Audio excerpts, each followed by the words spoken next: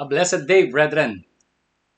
It's been a long time na hindi po ako nakapag-deliver ng message sa inyo, but I'm here again. Since that March 9 with, of course, our theme na Touching Heaven, Touching Earth. Napakaganda po. So, good morning po sa inyong lahat. Kumusta po kayong lahat? Once again, it's been our prayer na yung perfect timing ng ating Panginoong Diyos ang siyang mangyayari, hindi yung ating will. Dahil po talagang pahirapan ang approval ng lahat ng mga documents in going there.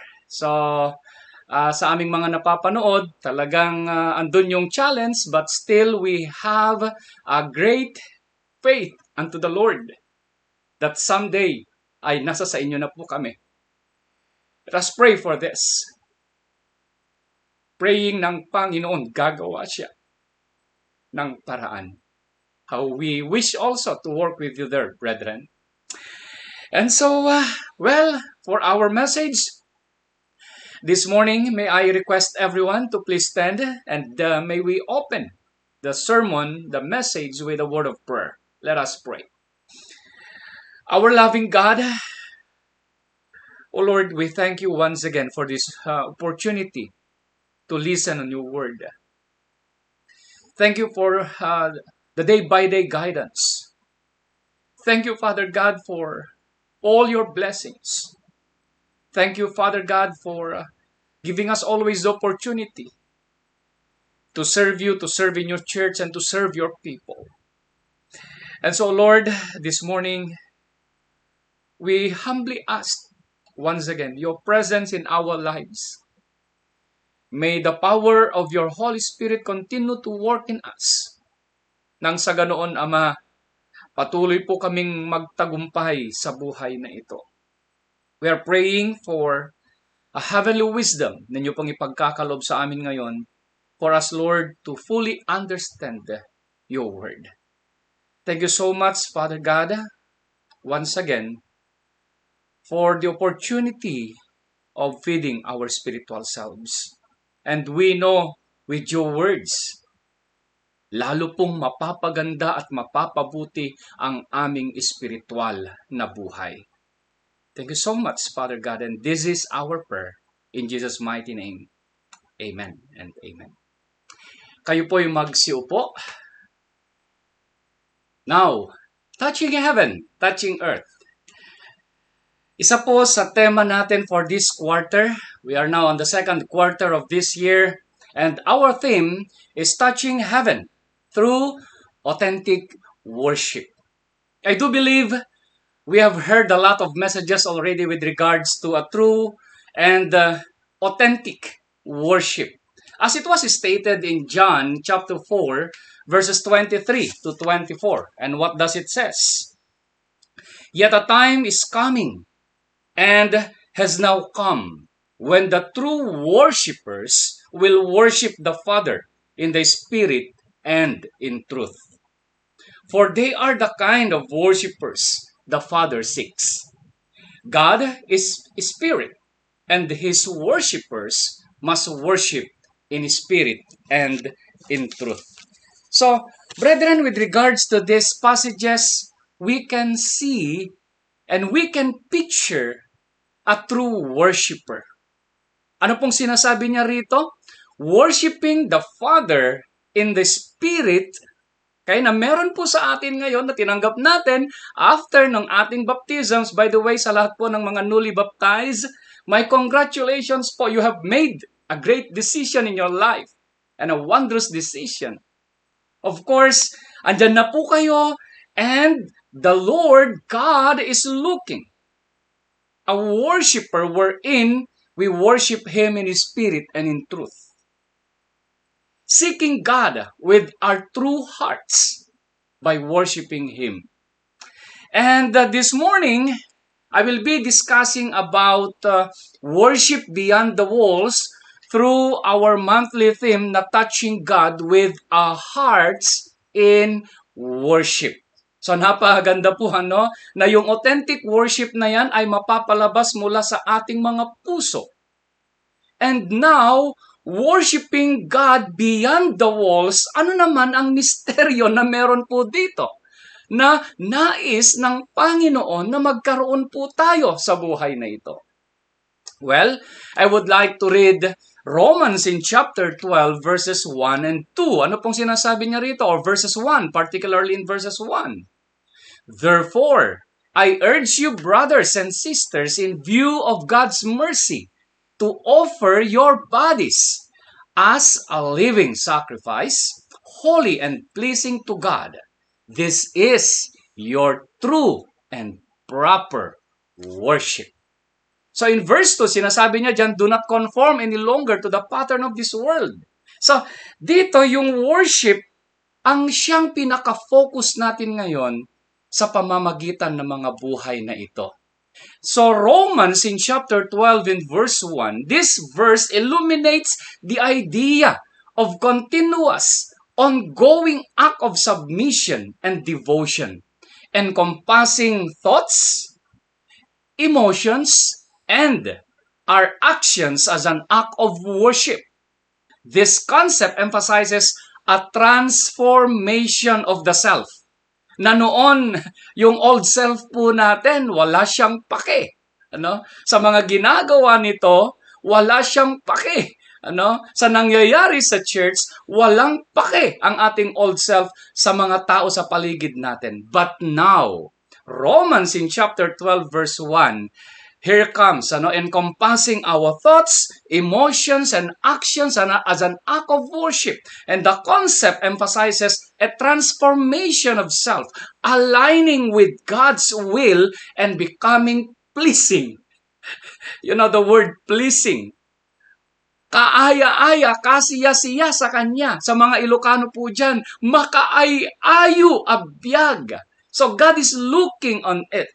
A pleasing life to Him through a life of course, holiness plus service. Now, Romans 12:1, therefore, is telling us a lot of messages. Worship beyond the walls can involve engaging in acts of service and community outreach in everyday life. Ito na po, it's no longer doon lang sa loob natin, doon lang sa loob ng church, but also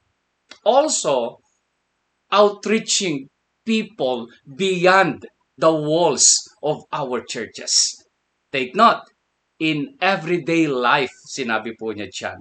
Rather than solely within a church building, fostering a more holistic and impactful faith expression.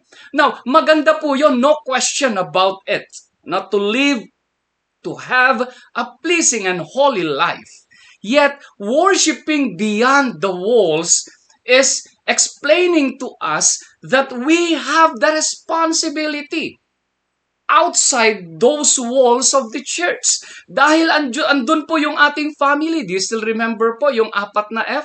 Andun yung ating family. Andun yung mga friends po natin. Andun po yung ating fellow. Andun po yung ating mga foe.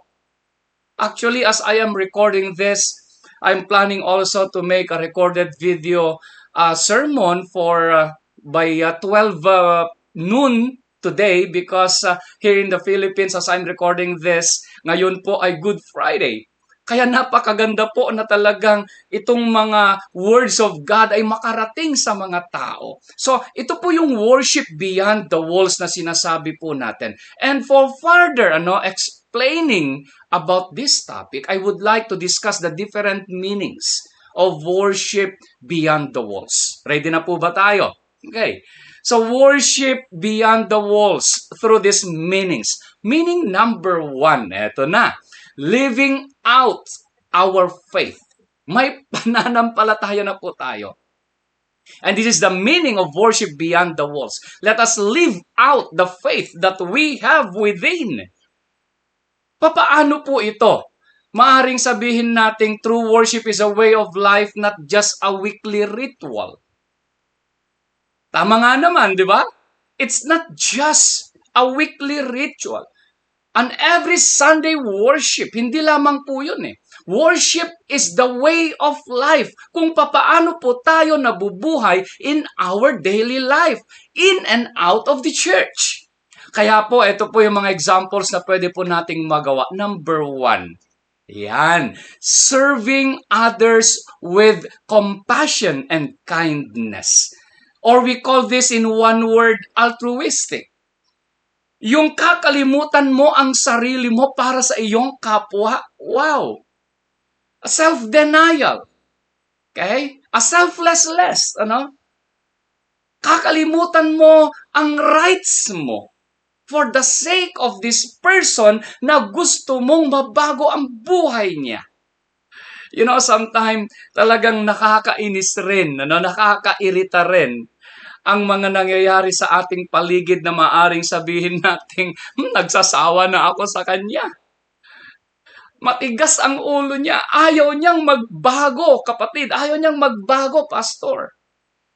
But, serving others with compassion and kindness, as we live out our faith, ikaw na may pananampalataya, ako na tumanggap kay Kristo, kailangan kong maipakita ang pananampalatayang ito sa paglilingkod ko sa kanila. Okay? Now, also, sharing the gospel with those in need. Ito po yung prime na objective ng ating tinatalakay na touching heaven, touching earth. Evangelism. Okay? Lalo't higit, malapit na po. The coming of the Lord is so near. Nakikita na po natin yung mga signs of the end times. Ready ka na po ba? And God is looking for a proper worship na nakikita yung buhay po natin ng mga tao na talagang we have Jesus in our lives. So, let us share the gospel. Kahit sino man yan. Okay? Now also using our gifts and talents to glorify God. Saan po natin nagagamit yung ating talent? Di ba?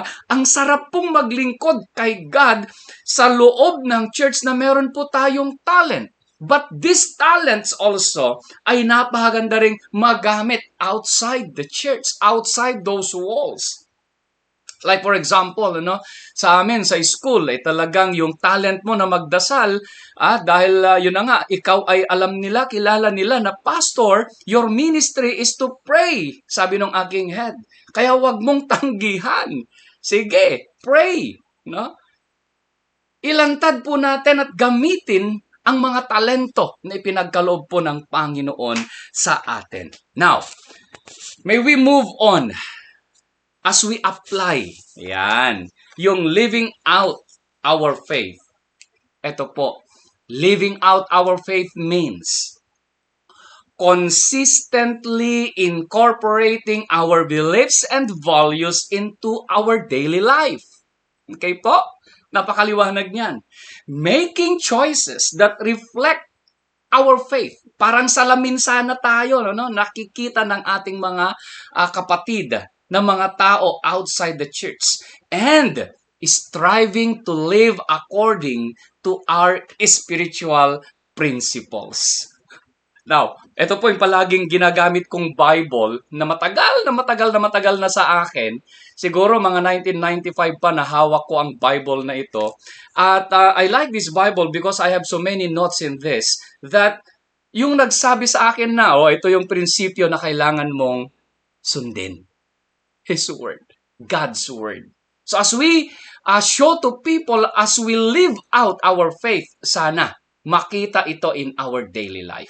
Now, second meaning. Ayan. Second meaning is reaching out the community.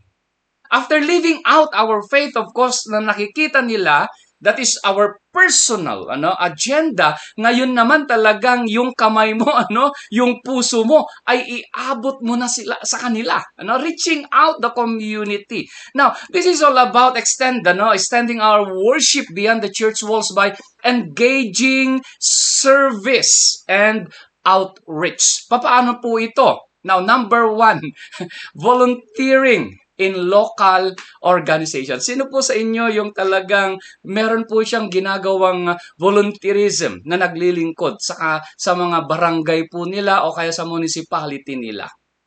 You know what? Napakasarap po na magamit po tayo yung talento po natin in our community.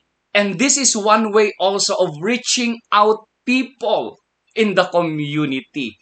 Kaya mag-volunteer po tayo. How I wish sa aming barangay ngayon na may magawa rin ako with regards to spiritual matters or doon sa mga morality ng mga bumarangay na sinasabi po natin. Okay? Not only in our local congregations, but also in our community, let us volunteer.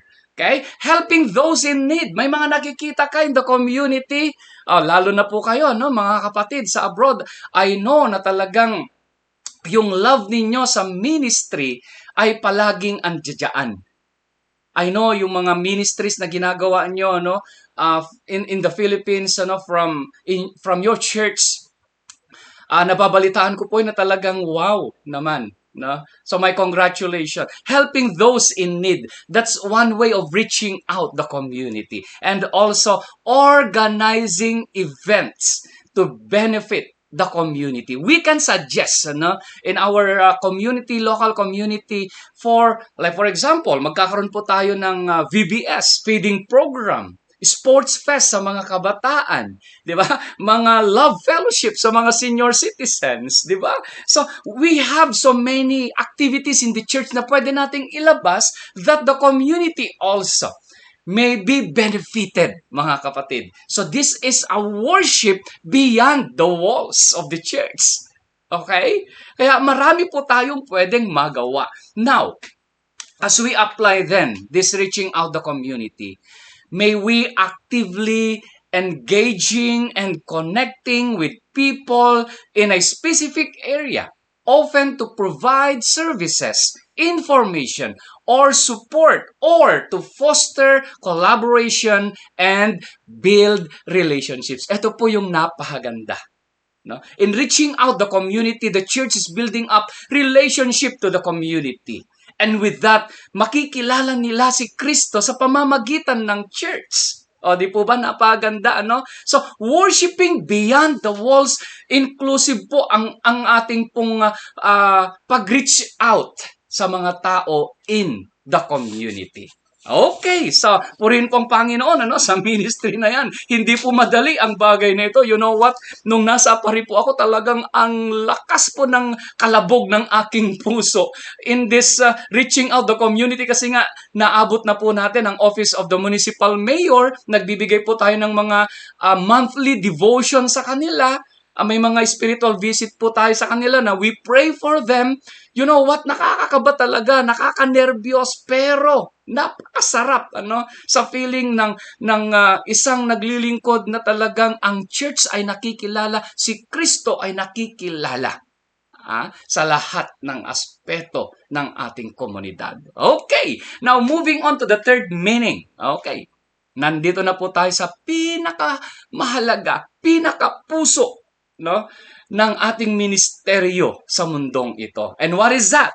Embracing the Great Commission. Sino po sa inyong nakaka-memorize ng Great Commission? Okay, Matthew in chapter 28, verse 19 and 20. And what does it says?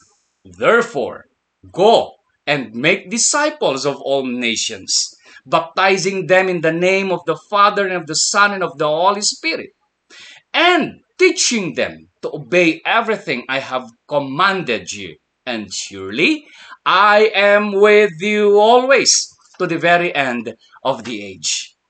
You know, my salute to the Community Christian Church. Bakit? Because of this ministry that you are doing. To Brother Joshua, my congratulations po, talagang job well done. Ano po? Dahil po sa mga kaluluwang na idadagdag, dahil alam ko, ramdam nyo po ang Matthew 28, 19, and 20 or the so-called Great Commission. Going and making disciples, looking for these souls na maging mga disipulo ni Kristo ay hindi po madaling trabaho. Kaya po, palagi ko pong sinasabi sa church, everybody's business po ang Great Commission. Hindi ka man marunong magsalita, pero marunong kang ngumiti at mailapit mo yung nginitian mo kay pastor o kaya sa church leaders. Ministry. Hindi po lahat ay may gift of speaking. Hindi po lahat ay meron po tayong tinatawag na mga talent na magagamit. Na nasa iyo lahat. Hindi po lahat ay nabigyan ng mga ganitong oportunidad. But we have a family. We have connections. Okay? Wherein yung connections na yan ay pwede po nating mailapit ang kaluluwang iyan sa Panginoon. Kaya po, bawat isa ay may kanya-kanya pong ministry in the church. Meron po yung gift niya ay sa mga structures. Meron po yung gift niya ay talagang, sa paglilinis po ng church. Napakaganda pong ministry po yan. Di ba?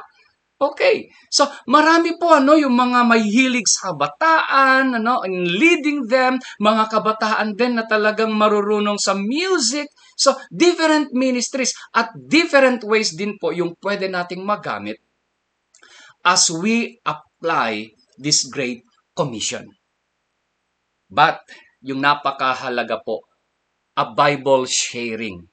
The knowledge that we have ay pwede sana nating maibahagi rin yung mga nalalaman natin about the Word of God for these people also to be educated with the will of God, who Jesus is in their lives, in order that everyone will be saved. Amen? Okay, lahat sana ay maliligtas. Kaya naman I would like to encourage everyone to this word. Actively sharing the gospel, making disciples, and demonstrating Christ's love in daily life, both locally and globally, through prayer, giving, and personal witness. So ito po yung gagawin po natin. Let us share the gospel. Okay? Ang ebanghelyo ay ibabahagi po natin. Ano po ba ang gospel na ito? This is about the birth, okay, the life or the birth. Okay, tingnan na natin yon. The sacrifices, the birth, the life, the sacrifices of Jesus Christ. Makikita po natin yan. Hanggang sa siya'y namatay, his death. Hanggang siya ay nabuhay na muli. Okay? Hanggang sa siya ay he ascended into heaven. And then to complete that gospel, his return. Kailan po kaya ito? Yung ikapito. Di ba? Sharing the gospel. Naparito ang ating Panginoong Jesus para mamatay. So yan na nga po yung celebration natin ng Good Friday. Okay? For his death will make us also alive. Di ba? Napakaganda niyan. Yung sin natin, kinarga niya. He became a sinner for us to become sinless. Just imagine, So, sharing the gospel, the goodness of God in the lives of human being. Kaya, napakaganda yan. And then after sharing it, making disciples. Tulad ng kanyang ginawa. Wala siyang ibang ginawa, ang ating Panginoong Yesus, kundi ang magbahagi ng salita ng Diyos at gawin niyang mga disipulo niya ang mga ito, turuan niya, naturuan ang napakaraming mga tao, but sad to say, nung nagkaroon ng people power on that day of Friday, so ipinagpalit nila ang napakasamang tao on those days, si Barabbas, para mapalaya siya and Christ will be crucified on that cross. So, making disciples, napakaganda, na isunod po yan doon sa mga nabautismuhan. Kaya po talagang yung mga nabautismuhan, there are series of lessons na talagang ma-encourage kayo with regards to the Word of God na mapapanatili sa buhay ng bawat isa for you to become strong and eventually magiging workers na rin kayo. So demonstrating Christ's love is one example also in embracing the Great Commission. na nakikita sana palagi sa ating buhay yung pag-ibig ng ating Panginoong Jesus. So let us always demonstrate Christ's love to everyone. So as we reflect, it's a call to go. Remember this. It's a call to go. Yung Great Commission na yan, yung Matthew 28:19-20 na yan, it's a call to go. Share the gospel and build communities of faith. Recognizing it as, ito po napaganda mga kapatid, recognizing the Great Commission as a privilege and responsibility. Amen? A privilege and a responsibility. It is everybody's business. Trabaho po natin lahat ito. Hindi lang po trabaho ng pastor o kay mga leaders ng church. In different ways po yan. Ulitin ko po, hindi ka man marunong magsalita, but you have connections. Ilapit mo po iyan sa leaders ng church o kaya kay pastor. Okay, purihin po ang Panginoon. And so, worship, as we reflect, is not just sitting in the church. I repeat, worship is not just sitting in the church. Sorry po, no? Pero this is the conviction as we reflect now in that theme na worshiping beyond the walls. Oo, banal ka, but the Lord has set principles for us to follow. Ano yung sinabi niya? Go and make disciples. So worship isn't just sitting in the church, raising your hands, or singing Christian songs. Worship is a lifestyle. It's seeking to honor and obey God in word, in thought, and in deeds. Kaya po, nakita po natin yung mga meaning ng tinatawag nating worship beyond the walls. Napakaganda po that we reflect on this. Okay? So, galaw-galaw po, kilos-kilos po tayo. So, these are now the summary on worshiping beyond the walls, living out our faith. Huwag po natin kakalimutan yan. And then, reaching out the community, embracing the Great Commission. So, worship isn't confined to church walls. I repeat, worship is not confined to church walls.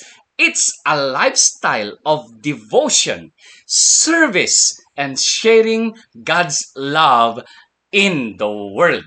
Amen po. Palakpakan nga po natin ang Panginoon. So, worship isn't confined to church walls. It's a lifestyle of devotion, service, and sharing God's love in the world. So, worship in action, mission with compassion. Yan po yung sinasabi ng ating mensahe ngayon. So, Romans 12:1, balik po tayo. I beseech you therefore, brethren, by the mercies of God, that you present your bodies as a living sacrifice, holy, acceptable to God, which is your reasonable service. Okay?